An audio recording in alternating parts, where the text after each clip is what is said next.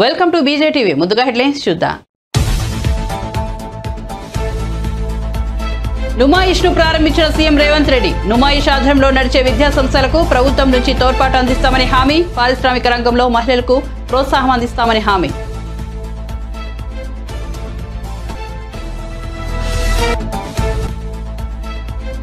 రేపటి నుంచి ఉత్తరాంధ్ర జిల్లాలో పర్యటన. చంద్రబాబును అక్రమంగా అరెస్ట్ చేశారని ఆరోపిస్తూ నిజం గెలవాలి కార్యక్రమం. మనస్తాపానికి గురై చనిపోయిన వారి కుటుంబాలను పరామర్శిస్తున్న భువనేశ్వరి.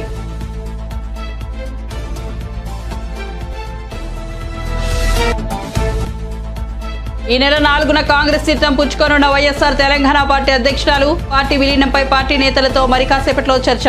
తాజా పరిణామాలతో పెరిగిన రాజకీయ హీట్.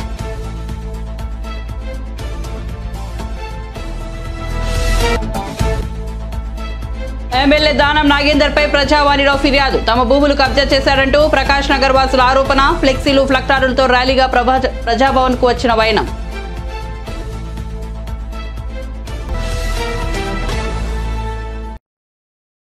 ఇక వార్త వివరాల్లోకి వెళ్తే వైఎస్ఆర్ తెలంగాణ పార్టీ అధ్యక్షురాలు ఏపీ ముఖ్యమంత్రి వైఎస్ జగన్మోహన్ రెడ్డి సోదరు వైఎస్ షర్మిల ఈ నెల 4న కాంగ్రెస్ లో చేరబోతున్నట్టు తెలుస్తోంది. తెలంగాణలో ఇటీవల జరిగిన అసెంబ్లీ ఎన్నికల్లో అధికార బీఆర్ఎస్ పార్టీని ఓడించి కాంగ్రెస్ అధికారంలోకి వచ్చిన నేపథ్యంలో తాజా పరిణామం చోటు చేసుకుంది. ఆ ఎన్నికల్లో పోటీకి దూరంగా ఉన్న షర్మిల కాంగ్రెస్ కు మద్దతు ప్రకటించారు. ఉదయం 11 గంటలకు షర్మిల తన పార్టీ నేతలతో సమావేశమయ్యారు. ఈ సందర్భంగా కాంగ్రెస్ పార్టీ విలీనంపై చర్చించారు. కాగా అసెంబ్లీ ఎన్నికల్లో కాంగ్రెస్ కు మద్దతు ఇవ్వడంపై షర్మిల మాట్లాడుతూ కేసీఆర్ 9 ఏళ్ల పాలనలో వచ్చిన హామీలను నిలబెట్టుకోలేకపోయారని విమర్శించారు. అందుకనే ఆయన మళ్లీ అధికారంలోకి రాకూడదని కోరుకున్నట్లు తెలిపారు. తాను పోటీ చేసే 55 నియోజకవర్గాల్లో కాంగ్రెస్ పై ప్రభావం చూపుతుందని, అదే జరిగితే తిరిగి బీఆర్ఎస్ అధికారంలోకి వస్తుందన్న ఉద్దేశంతో కాంగ్రెస్ కు మద్దతు ప్రకటించినట్టు తెలిపారు. కాగా షర్మిల కాంగ్రెస్ తీర్థం పుచ్చుకోబోతున్నారన్న వార్త ఉభయ తెలుగు రాష్ట్రాల్లో హీట్ పెంచింది.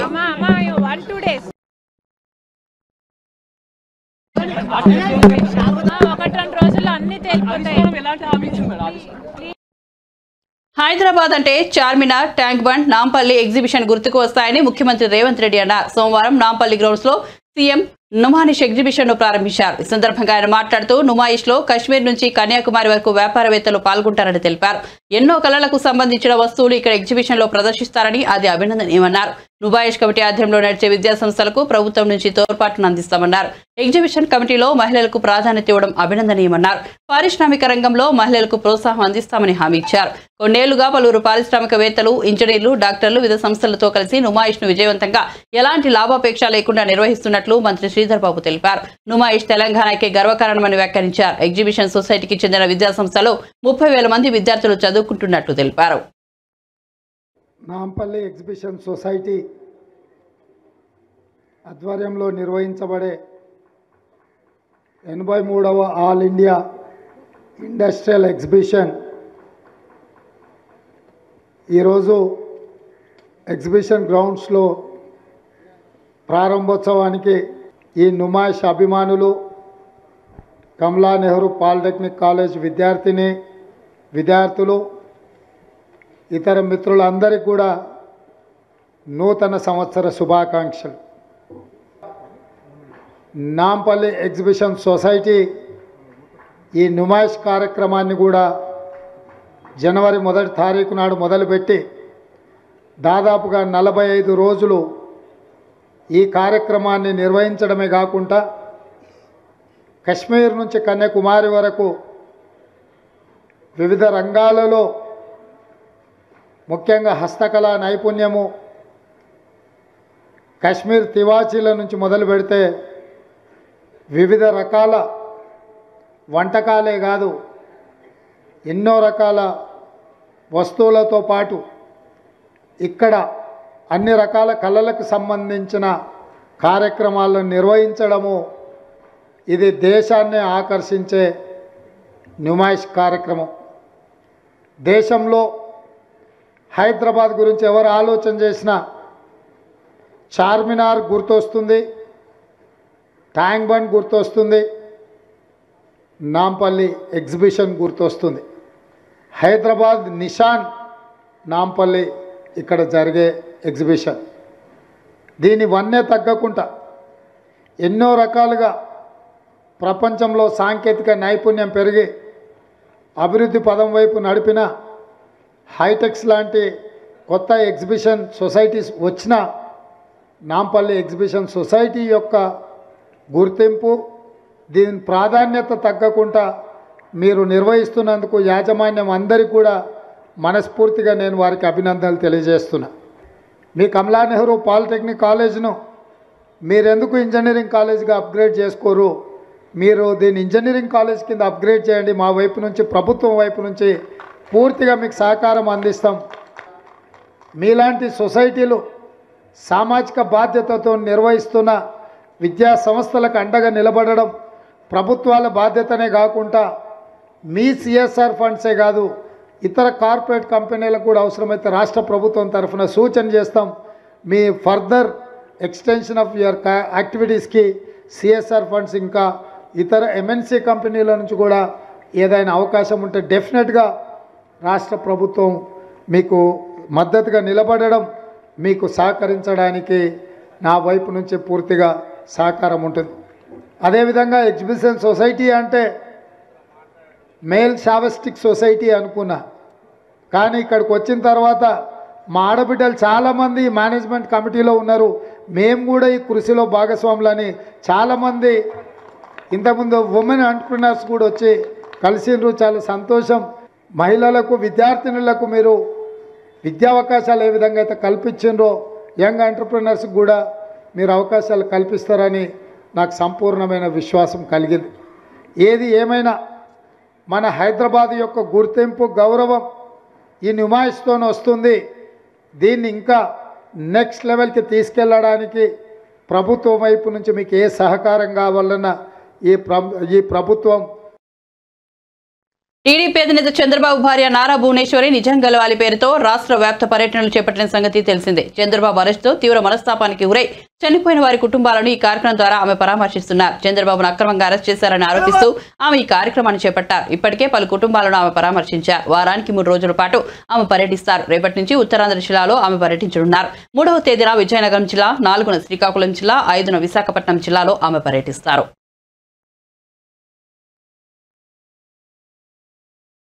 గత బీఆర్ఎస్ ప్రభుత్వం తెలంగాణను కొల్లగొట్టిందని, రాష్ట్రాన్ని అప్పుల్లో ముంచిందని మంత్రి పొంగిరెడ్డి శ్రీనివాసరెడ్డి మండిపడ్డారు. మంగళవారం పాలేరు నియోజకవర్గంలో పలు గ్రామాల్లో ప్రజాపాలన కార్యక్రమంలో ఆయన పాల్గొన్నారు. ఈ సందర్భంగా మాట్లాడుతూ కాంగ్రెస్ ప్రభుత్వం ఏర్పడిన కొన్ని రోజుల్లోనే 6 గ్యారెంటీల అమలు దిశగా ముందుకు సాగుతున్నామని తెలిపారు. మొదటి కేబినెట్ సమావేశంలో 6 గ్యారెంటీలకు ఆమోదం తెలిపిన విషయాన్ని గుర్తు చేశారు. తెలంగాణ వ్యాప్తంగా అన్ని గ్రామాల్లో ప్రజాపాలన నడుస్తోందన్న తమ ప్రభుత్వం ఏర్పడిన 2 రోజుల్లోనే 6 గ్యారెంటీలకు సంబంధించి 2 అంశాలను ప్రారంభించామని గుర్తు చేశారు. తమ ప్రభుత్వం నిబద్ధతతో పనిచేస్తోందని, క్రమంగా అన్ని హామీలకు అమలు చేస్తామన్నారు. ప్రజా సమస్యలు తీర్చేందుకే ఈ ప్రభుత్వం ఉందని చెప్పారు. గత ప్రభుత్వ హయాంలో తెలంగాణను కొల్లగొట్టారని ఆరోపించారు.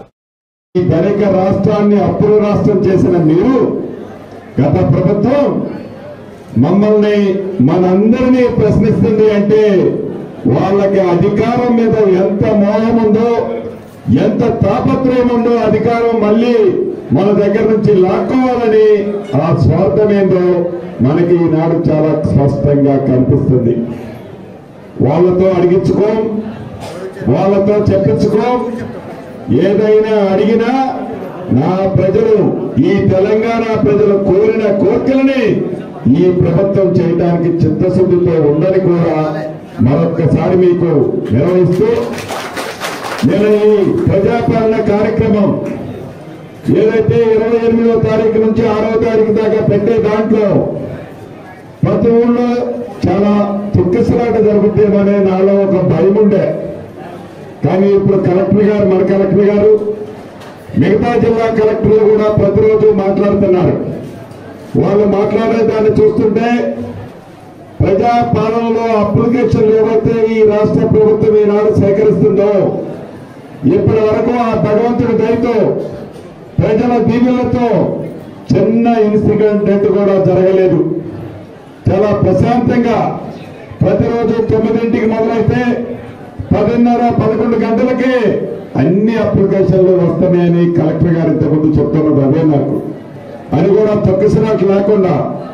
అంటే దీనికి కారణం ఏంటంటే, రేపు ప్రజాపాలన ఒక గ్రామంలో ఉంది అంటే ముందు 2 రోజుల ముందే ఆ గ్రామానికి అప్లికేషన్లు పంపిస్తున్నారు. ఎవరికేం కావాలో నీట్గా వాళ్ళ పిల్లలు చదువుకున్న ఉంటే వాళ్ళు తయారు చేస్తున్నారు. వాళ్ళు తయారు చేసే వాళ్ళు లేకపోతే అధికారులు వచ్చి ముందు 2 రోజుల ముందే తయారు చేస్తున్నారు. అధికారులు సేకరించడానికి వచ్చేసరికి నీట్ గా ఎక్కడా కూడా డిస్టర్బెన్స్ లేకుండా అప్లికేషన్లన్నీ ఇస్తున్నారు. నిజంగా చాలా అధికారులు కూడా కష్టపడి పనిచేస్తున్నారు. ఈ రాష్ట్ర ప్రభుత్వం అధికారులు మేమందరం మీకు సేవ చేయడానికి ఉన్నవాళ్ళం, మీ కోరికలకు అనుగుణంగా పరిపాలించడానికి ఉన్నవాళ్ళం, మీ మనసులో ఉన్న కోరికలు తీర్చడానికి ఉన్నవాళ్ళం. కాబట్టి ఇందిరమ్మ రాజ్యంలో మీరు ఆశించిన ప్రతిదీ మీ గుమ్మానికి ఈ ప్రభుత్వం చేరవేస్తుంది అని మరొక్కసారి తెలియజేసుకుంటూ, ప్రతి గ్రామంలో కూడా మొట్టమొదటిగా పేదవాళ్లలో అతి పేదవాళ్ళకి మొదటి ప్రాధాన్యత ఇస్తుంది మొదట ఈ ప్రభుత్వం. అట్లా విడతల వారిగా ప్రతి వాళ్ళకి చెప్పిన కార్యక్రమాన్ని ఈ ప్రభుత్వం చిత్తశుద్ధితో ఇవ్వడానికి ఈనాడు కూడా సిద్ధంగా ఉంది. ప్రతి లబ్ధిదారులు కొద్దిగా ఓపిక పట్టండి, మీకు అనుకున్న కోరికలన్నీ ఈ రాష్ట్ర ప్రభుత్వ పక్షాన నెరవేర్చడానికి ఈ ప్రభుత్వం ఉందని మరొక్కసారి తెలుపుకుంటూ, ఇంత మంచిగా సహకరిస్తున్న నా కుటుంబ సభ్యులందరినీ మరొక్కసారి పేరు పేరున అభినందిస్తూ, నిన్ననే కొత్త సంవత్సరం 2024 తొలి రోజున తెలంగాణ సీఎం రేవంత్ రెడ్డి యాదాద్రి శ్రీ లక్ష్మీ నరసింహస్వామి వారి ఆశీర్వచనాలు పొందారు. యాదాద్రి ఆలయ ప్రధాన అర్చక బృందం సోమవారం హైదరాబాద్ లోని సెక్రటేరియట్ లో సీఎం రేవంత్ ను కలిసి ఆశీర్వదించారు. ఈ సందర్భంగా శాలువా కప్పి ఆయనను సన్మానించారు. ఇందుకు సంబంధించిన వీడియోను తెలంగాణ కాంగ్రెస్ ఎక్స్ వేదికగా పంచుకుంది. ఇక సీఎం రేవంత్ రెడ్డి కొత్త సంవత్సరం తొలి రోజు సోమవారం బిజీగా గడిపారు. రాజ్భవన్ కు వెళ్లి గవర్నర్ తమిళిసై సౌందరరాజన్ కు నూతన సంవత్సర శుభాకాంక్షలు తెలిపారు. ఆయన వెంట శాసనసభాపతి గడ్డం ప్రసాద్ కుమార్, సహచర మంత్రులు కొండా సురేఖ, సీతక్క తదితరులు పాల్గొన్నారు.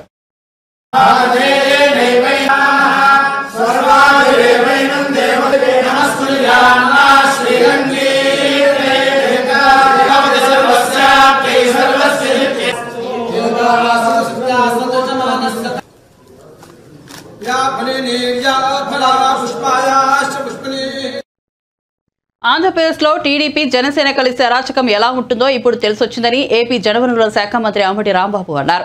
మంత్రి విడుదల రజని కార్యాలయంపై జరిగిన దాడిని ఖండించిన అంబటి అరాచకవాదులుగా టీడీపీ శ్రేణులు తయారయ్యారంటూ మండిపడ్డారు. మంత్రి రజని ఆఫీసుపై పక్కా ప్రణాళికతోనే దాడి చేశారని మంత్రి అంబటి మండిపడ్డారు. రజనీని ఓడించలేకే దాడులకు పాల్పడుతున్నారన్నారు.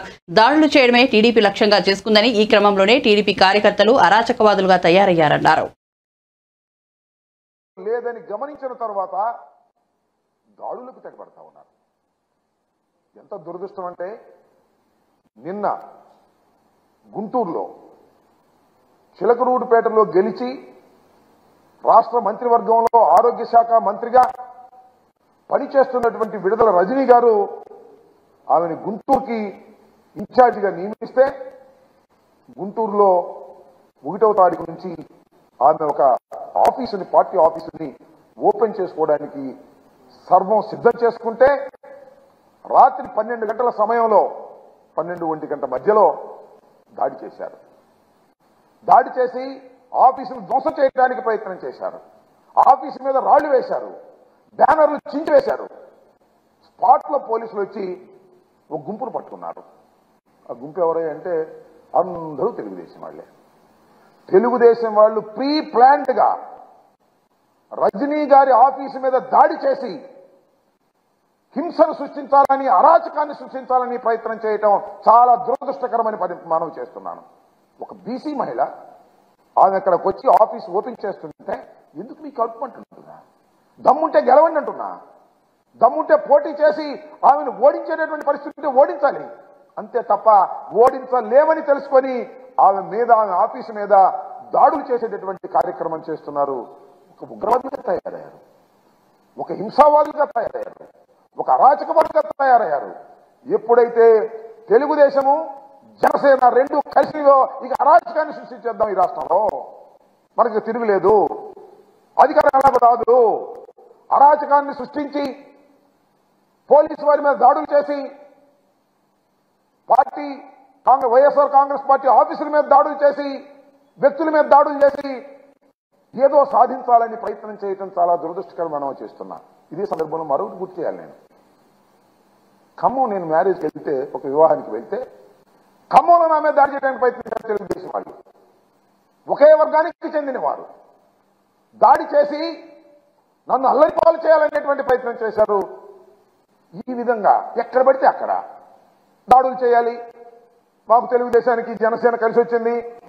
రెండు అరాచక శక్తుల కలయిక వల్ల ఈ రాష్ట్రం సర్వనాశనం అయ్యేటటువంటి పరిస్థితికి తీసుకొస్తున్నటువంటి పరిస్థితులు కనిపిస్తున్నాయని మనం చేస్తున్నాం. పిచ్చెక్కిపోతున్నారు. గొప్పదిగా జనసేన అధ్యక్షుడు ఇలా లైవ్ లో చెప్పు తీస్తాడు. ఏమిటి కర్మ నాకు అర్థం కాదు. ఎంత అరాచకం ఇది. ఒక పార్టీ అధ్యక్షుడు తాను ముఖ్యమంత్రి కాలేదని కాకూడదని ఆయన అనుకోవచ్చు, కానీ కొంతమంది అమాయకులైన ముఖ్యమంత్రి అవుతాడని అనుకుంటున్నటువంటి సందర్భం. జనసేన పార్టీ అధ్యక్షుడు 2 చోట్ల నిలబడి ఓడిపోయాడు, అది వేరే అంశం. లైవ్ లో ఈ విధంగా ప్రెస్ మీట్ లో మాట్లాడుతూ ఉంటే కాలుకున్న చెప్పు తీసి బూతులు వాడి వైఎస్ఆర్ కాంగ్రెస్ పార్టీ ఎమ్మెల్యేలను తిట్టేటటువంటి దౌర్భాగ్యమైన పరిస్థితికి వచ్చినటువంటి ఆ నాయకుడు పవన్ కళ్యాణ్ అరాచక శక్తి కాక అది ఉన్న మంచి చెప్పని అడుగుతా ఉన్నాను. అలాంటి అరాచక శక్తితోనూ కలిసి అరాచకాన్ని సృష్టించాలని ప్రయత్నం చేస్తున్నామంటే ఎంత దురదృష్టకరమైనటువంటి పరిణామాలు ఈ రాష్ట్రంలో. టీడీపీ అధినేత నారా చంద్రబాబు నాయుడు భవిష్యత్ కార్యక్రమాలపై టీడీపీ రాష్ట్ర అధ్యక్షుడు కింజరపు అచ్చెన్నాయుడు మీడియా సమావేశం నిర్వహించారు. ఎన్టీఆర్ భవన్ అమరావతి నుండి ప్రత్యక్ష ప్రసారం చూద్దాం.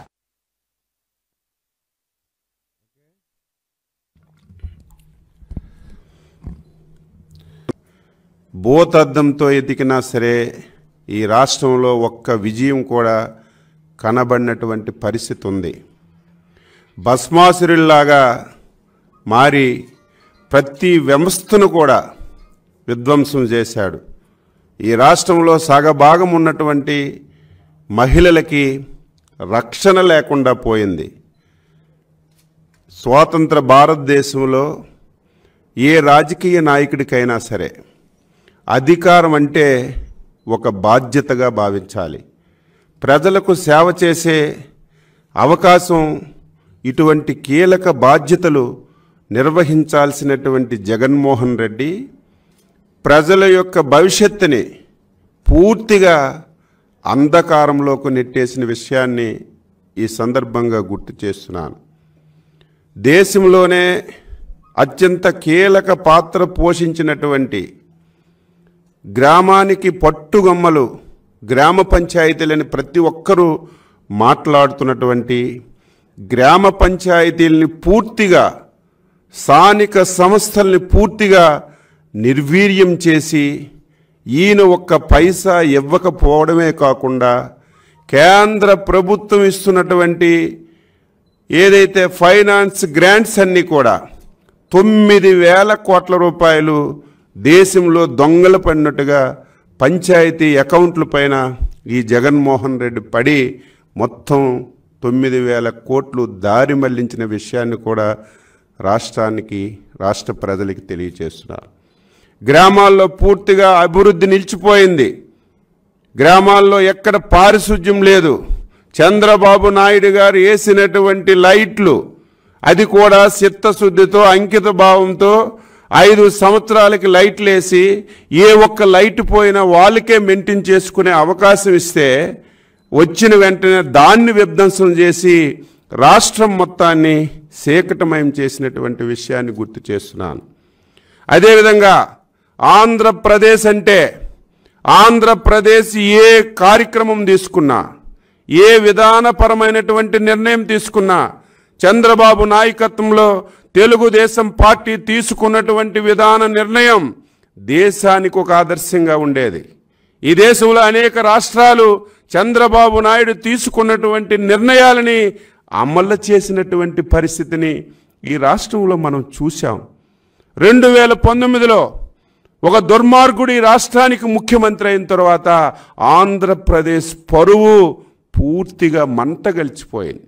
ఈరోజు ఆంధ్రప్రదేశ్ని ఆందోళన ఆంధ్రప్రదేశ్గా మార్చాడు. ఈరోజు అంగన్వాడీలు 22 రోజుల నుంచి ధర్నాలు చేస్తుంటే, దీక్షలు చేస్తుంటే దిక్కు లేదు, ముక్కు లేదు. ఈరోజు పారిశుధ్య కార్మికులు ఈరోజు దీక్షలు చేస్తుంటే దిక్కు లేదు. సర్వశిక్ష అభియాన్, ఆశా వర్కర్లు, ఈరోజు కాంట్రాక్ట్ టీచర్లందరూ కూడా రోడ్డెక్కి ఈరోజు దేశంలోనే పేరున్నటువంటి ఆంధ్రప్రదేశ్ రాష్ట్రాన్ని ఆంధ్రప్రదేశ్గా మార్చినటువంటి గనుడు ఈ దుర్మార్గుడు జగన్మోహన్ రెడ్డి అని చెప్పి ఈ సందర్భంగా తెలియజేస్తున్నాను. అందుకే తెలుగుదేశం పార్టీ ఈ విషయాలన్నీ ప్రజల్లోకి తీసుకువెళ్ళాలి. ఇప్పటికే తీసుకువెళ్ళాం, చివరి దశలో ఉంది. 100 రోజుల్లో ఎన్నికలు వస్తున్నాయి. ఈ 100 రోజుల్లో ఈ విషయాలన్నీ కూడా ప్రజల్లోకి తీసుకువెళ్ళాలని. గత బీఆర్ఎస్ ప్రభుత్వం చేపట్టిన సాగునీటి ప్రాజెక్టులో పెద్ద ఎత్తున అవినీతి చోటు చేసుకుందని తెలంగాణ బీజేపీ అధ్యక్షుడు కేంద్ర మంత్రి కిషన్ రెడ్డి ఆరోపించారు. ఈ ప్రాజెక్టులపై దర్యాప్తు చేయాలని అన్నారు. మాజీ ముఖ్యమంత్రి కేసీఆర్ ను బీఆర్ఎస్ ప్రభుత్వం అపర భగీరథుడిగా కీర్తించిందని విమర్శించారు. అన్ని ప్రాజెక్టులకు కేసీఆర్ చీఫ్ ఇంజనీర్ గా ప్రచారం చేశారని అన్నారు. మరి ఆయన నాయకత్వంలో కాళేశ్వరం ప్రాజెక్టుకు ఖర్చు చేసిన లక్షల కోట్ల పరిస్థితి ఏమిటని ప్రశ్నించారు. ప్రాజెక్టుల్లో జరిగిన తప్పులు బయటకు రావాల్సిందేనని చెప్పారు. కాంగ్రెస్ పార్టీ ప్రభుత్వం నేను అడుగుతా ఉన్నాను, నిజంగా కాళేశ్వరం ప్రాజెక్టులో జరిగినటువంటి అవినీతి పైన దర్యాప్తు జరగాలని కోరుకుంటున్నారా లేదా? దోషులకు శిక్ష పడాలని కోరుకుంటున్నారా లేదా? లేక కాంగ్రెస్ పార్టీ గత అనేక సంవత్సరాలుగా అవినీతితో కలిసి కాపురం చేశారు కాబట్టి బీఆర్ఎస్ ప్రభుత్వ హయాంలో జరిగినటువంటి అవినీతి పట్ల కాంగ్రెస్ పార్టీకి సానుభూతి ఉన్నట్లు కనిపిస్తుంది. మీరు చేసినా మేం చేసినా మన ఇద్దరం దోపిడీదారులమే, మీ డిఎన్ఏ మా డిఎన్ఏ ఒకటే, మీ పార్టీ మా పార్టీ బొమ్మ బోర్సు ప్రాంతీయ పార్టీలే, కేసీఆర్ వెళ్ళింది మా పార్టీ నుంచే, కేసీఆర్ రాజకీయ జీవితం మా పార్టీ ద్వారానే ప్రారంభించారు, కేసీఆర్ మా పార్టీతో పొత్తు పెట్టుకుని కేంద్రంలో మంత్రి అయ్యాడు, రాష్ట్రంలో మంత్రులు అయ్యారు, కాబట్టి మనం వేరు కాదు, మనం ఇద్దరము దగ్గర మిత్రులము అనే విధంగా ఈ రోజు కాంగ్రెస్ పార్టీ బీఆర్ఎస్ పార్టీ ఒక తోలు బొమ్మలాటాలు ఆడుతా ఉన్నారు. మరి ప్రతిపక్షంలో ఉన్నప్పుడు సిబిఐ ఎందుకు విచారణ చేయించడం లేదని ప్రధానమంత్రి గారిని కాంగ్రెస్ పార్టీ నాయకులు ప్రశ్నించారు కదా. ఈ రోజు ఎందుకు సిబిఐకి దర్యాప్తుకు అంగీకరిస్తూ కేంద్ర ప్రభుత్వానికి ఉత్తరం రాయడం లేదో ముఖ్యమంత్రి గారు చెప్పాల్సినటువంటి అవసరం ఉంది. నేను నేరుగా ముఖ్యమంత్రిని ఒకటే ప్రశ్నిస్తున్నాను, మీకు చిత్తశుద్ధి ఉందా లేదా? బీఆర్ఎస్ ప్రభుత్వ హయాంలో జరిగినటువంటి అతిపెద్ద స్కామ్ ఈ యొక్క కాళేశ్వరం ప్రాజెక్టు, దీనిపైన సిబిఐ దర్యాప్తుకు అంగీకారమా లేదా? కేంద్రానికి ఉత్తరం రాస్తారా లేదా? దోషులను శిక్ష పడాలని కోరుకుంటున్నారా లేదా? లేక మీకు బీఆర్ఎస్ పార్టీకి మజ్లిస్ పార్టీ మధ్యవర్తిత్వం చేసి ఏమైనా అంగీకారం కుదిర్చిందా? ఈరోజు తెలంగాణ ప్రజలు కోరుకుంటున్నారు. మీరు ప్రతిపక్షంలో ఉన్నప్పుడు చెప్పారు కదా, ప్రధానమంత్రి గారిని సవాల్ చేశారు కదా, బీజేపీ బీఆర్ఎస్ ఒకటైనటువంటి తప్పుడు వితండవాదం ఎన్నికలకు ముందు తెచ్చారు కదా. ఈ రోజు నేను సవాల్ చేస్తా ఉన్నాను బీజేపీ స్టేట్ ప్రెసిడెంట్ గా, మీరు బీఆర్ఎస్ పార్టీ కాంగ్రెస్ పార్టీ ఒకటి కాదు అని అనుకుంటే దమ్ముంటే సిబిఐకి దర్యాప్తుకు ఆదేశించాల్సిందిగా నేను సవాల్ చేస్తా ఉన్నాను. ఆదేశించినటువంటి 48 గంటల్లో సిబిఐ దర్యాప్తు ప్రారంభిస్తుందని కూడా నేను హామీ ఇస్తున్నాను. తెలంగాణ ప్రజలను కూడా కోరుతా ఉన్నాను, తెలంగాణ ప్రజలు ఏదైతే ఆకాంక్షించారో, ఏదైతే కోరుకున్నారో, టిఆర్ఎస్ ప్రభుత్వం యొక్క అవినీతి కుంభకోణాలపైన దర్యాప్తు జరగాలని కోరుకుంటున్నారో దానికి అనుకూలంగా బీఆర్ఎస్ ఎమ్మెల్యే దానం నాగేందర్ తమ భూములు కబ్జా చేశాడంటూ బేగంపేట్ బస్తీవాసులు ఆరోపించారు. దీనిపై మంగళవారం ప్రజాదానిలో మంత్రికి ఫిర్యాదు చేశారు. ప్రకాష్ నగర్ నుంచి ఫ్లెక్సీలు ప్రజ్ఞాడులు ప్రదర్శిస్తూ ర్యాలీగా ప్రజాభవన్ కు చేరుకున్నారు. దివంగత నేత వైఎస్ రాజశేఖర రెడ్డి హయాంలో ఆ భూమిని తాము కష్టపడి కొనుక్కున్నామని, ఇప్పుడు ఆ భూమి నుంచి తమను వెళ్లగొట్టేందుకు ప్రయత్నిస్తున్నారని ఆరోపిస్తున్నారు. ఖైరతాబాద్ ఎమ్మెల్యే దానం నాగేందర్ అనుచరులు బెదిరింపులకు పాల్పడుతున్నారని చెప్పారు. తమ భూమిలో కట్టుకున్న ఇళ్లను కూలగొట్టిస్తామని బెదిరిస్తున్నారంటూ బాధితులు కొందరు కన్నీటి పర్యంతమయ్యారు. ఎమ్మెల్యే దానం ఆయన అనుచరుల ఆగడాల గురించి కాపాడాలని ప్రజావాణిలో ఫిర్యాదు చేశారు. కాగా మంగళవారం ప్రజావాణి సందర్భంగా బేగంపేటలోని ప్రజాభవన్ కు జనం పోటెత్తారు. సిటీ నలుమూలల నుంచి, జిల్లాల నుంచి పెద్ద సంఖ్యలో ప్రజలు తమ సమస్యలను ప్రభుత్వానికి చెప్పుకుందామని వచ్చారు.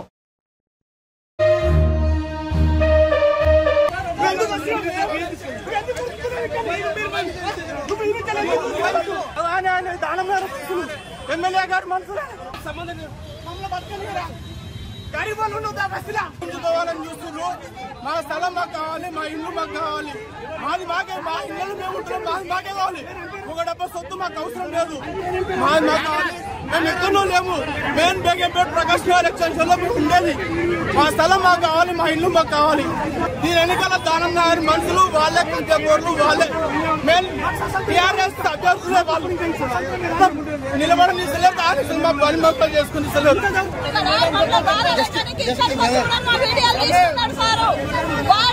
వాడిని వదిలిపెట్టద్దు. మా ఇల్లు మాకు కావాలి, మా స్థలాలు మాకు కావాలి. మేమెవరి అగ్రహించలేదు, మేమెవరి అయితే అగ్రహించలేదు. రూపాయి కూడా కాళేశ్వరం ప్రాజెక్టుపై సీబీఐ దర్యాప్తు చేయించేందుకు సీఎం రేవంత్ రెడ్డి చర్యలు తీసుకోవాలని రాజ్యసభ సభ్యులు లక్ష్మణ్ డిమాండ్ చేశారు. కాళేశ్వరంపై రేవంత్ రెడ్డి నాన్చుడు ధోరణితో అవలంబిస్తే ప్రజలు విశ్వసించరని అభిప్రాయం వ్యక్తం చేశారు. మేడిగడ్డ ప్రాజెక్టుల యొక్క పిల్లల కుంగిపోవడము, బ్యారేజీ వంగిపోవడము, పిల్లలు పగలడం, ఇవన్నీ కూడా ఎన్నికల ముందు ఏదైతే విషయాలు బయటకు వచ్చాయో అది మేడిగడ్డ ప్రాజెక్టు వరకు మాత్రమే కాదు, మొత్తం కాళేశ్వరం ప్రాజెక్టే రాష్ట్రానికి అది వరం కాదు, గుదిబండగా మారిందని చెప్పి అన్ని పార్టీలు, స్వయంగా కాంగ్రెస్ పార్టీ సైతం కూడా రేవంత్ రెడ్డి గారు ఆనాడు పిసిసి అధ్యక్షులుగా వారు కూడా విరుచుకుపడ్డారు. ఇప్పటి వరకు ఈ కాళేశ్వరం నిర్మాణానికి ఖర్చు చేసింది 93,872 కోట్లు. కాళేశ్వరం ప్రాజెక్ట్ నిర్మాణం కోసం తీసుకున్న అప్పు 71,565 కోట్లు. కాళేశ్వరం ప్రాజెక్టులో డిస్కంలకు పెండింగ్ బిల్లులు కరెంటు కోసం 3,192 కోట్లు. కాళేశ్వరం ప్రాజెక్టు కోసం ఇప్పటిదాకా వాడిన విద్యుత్తు 6,918 మిలియన్ యూనిట్లు. కాంక్రీట్ తో కట్టినటువంటి మేడిగడ్డ కుంగితే ఆనాడు మంత్రులు ఏ రకంగా మాట్లాడారు? విద్రోహం అని ప్రశ్నించారు. కానీ నిన్న మంత్రులు మీరు ఏదైతే గుంపుగా వెళ్లి అఖిల పక్షాన్ని విస్మరించి ఎందుకు ఇవాళ ముఖ్యమంత్రి రేవంత్ రెడ్డి గారు ఇంత పెద్ద అవినీతి కుంభకోణానికి సంబంధించిన కాళేశ్వరం ప్రాజెక్టు విషయంలో దానిని ఇవాళ చిన్నదిగా చూసే ప్రయత్నం జరుగుతుందా అనేటువంటి అనుమానాలు వ్యక్తమవుతాయి. పిసిసి అధ్యక్షులుగా రేవంత్ రెడ్డి గారు సిబిఐ ఎంక్వైరీ డిమాండ్ చేస్తే మీరు ఇవాళ సిబిఐ ఎంక్వైరీ ఊసి ఎందుకు ఎత్తడం లేదు? సిబిఐ ప్రస్తావన ఎందుకు తీసుకురావడం లేదు? అఖిల పక్షం అన్నటువంటి మీరు ఇవాళ ఎందుకు మీ మంత్రుల వరకే దీన్ని పరిమితం చేస్తా ఉన్నారు? తెలంగాణ ప్రజలు ఈ పాటికే రాజకీయంగా ఆనాటి బీఆర్ఎస్ ను ప్రజా కోర్టులో దోషిగా నిలబెట్టారు, శిక్షించారు. అధికారంలో ప్రభుత్వం కాంగ్రెస్ పార్టీ బాధ్యత మీది. వాళ్ళ ఆ తిన్న సొమ్మును కక్కించడానికి చర్యలు తీసుకోవాల్సింది పోయి విచారణ జరుపుతాం, పూర్తి స్థాయి దర్యాప్తులు జరుపుతాం అంటే ఇది చూడబోతే ఈ బీఆర్ఎస్ కాంగ్రెస్ ప్రజల యొక్క కళ్ళలో ఇవాళ దుమ్ము పోసేటట్టుగా ఇది కనబడుతూ ఉన్నది. ఇది బీఆర్ఎస్ ను రాజకీయంగా లొంగ తీసుకోవడానికా లేదా ప్రజాధనాన్ని ఏదైతే దుర్వినియోగం జరిగిందో దాన్ని కక్కించడానిక స్పష్టం చేయాల్సిన అవసరం ఉంది. ఇవాళ ఏదైతే డ్యామ్ సేఫ్టీ అథారిటీ పూర్తి వివరాలు అందించి పూర్తి స్థాయి దర్యాప్తు కూడా ఎందుకు ఇంతవరకు చర్యలు తీసుకోలేదు? ఇప్పటికైనా వెంటనే ప్రభుత్వం సిబిఐ ఎంక్వైరీకి డిమాండ్ చేయాల్సిన అవసరం ఉన్నది. సిబిఐ ఎంక్వైరీ విచారణ జరపాల్సిన అవసరం ఉంది. తెలంగాణ ప్రజల సొమ్మును దోచుకున్నటువంటి ఆ యొక్క ప్రభుత్వము, పార్టీ, దానికి వత్తాసు పలికిన అధికారుల మీద మీరు చర్యలు తీసుకోకపోతే ఖచ్చితంగా ప్రజలు మిమ్మల్ని కూడా దోషులుగానే పరిగణిస్తారని చెప్పి కూడా నేను ఈ కాంగ్రెస్ పార్టీని కూడా నేను హెచ్చరిస్తా ఉన్నాను.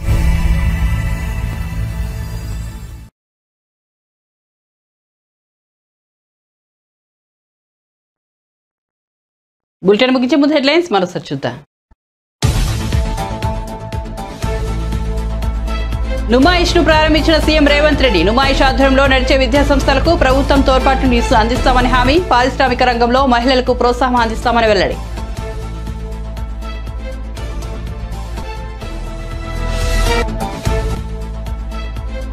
రేపటి నుంచి ఉత్తరాంధ్ర జిల్లాలో పర్యటన. చంద్రబాబును అక్రమంగా అరెస్ట్ చేశారని ఆరోపిస్తూ నిజం గెలవాలి కార్యక్రమం. మనస్తాపానికి గురై చనిపోయిన వారి కుటుంబాలను పరామర్శిస్తున్న భువనేశ్వరి.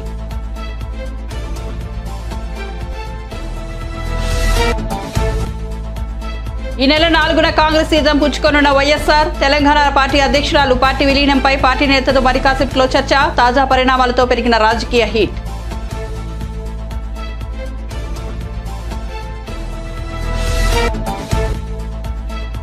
ఎమ్మెల్యే దానం నాగేందర్ పై ప్రజావాణిలో ఫిర్యాదు. తమ భూములు కబ్జా చేశారంటూ ప్రకాష్ నగర్ వాసుల ఆరోపణ. ఫ్లెక్సీలు, ప్రకటనలతో ర్యాలీగా ప్రజాభవన్ కు వచ్చిన వైనం.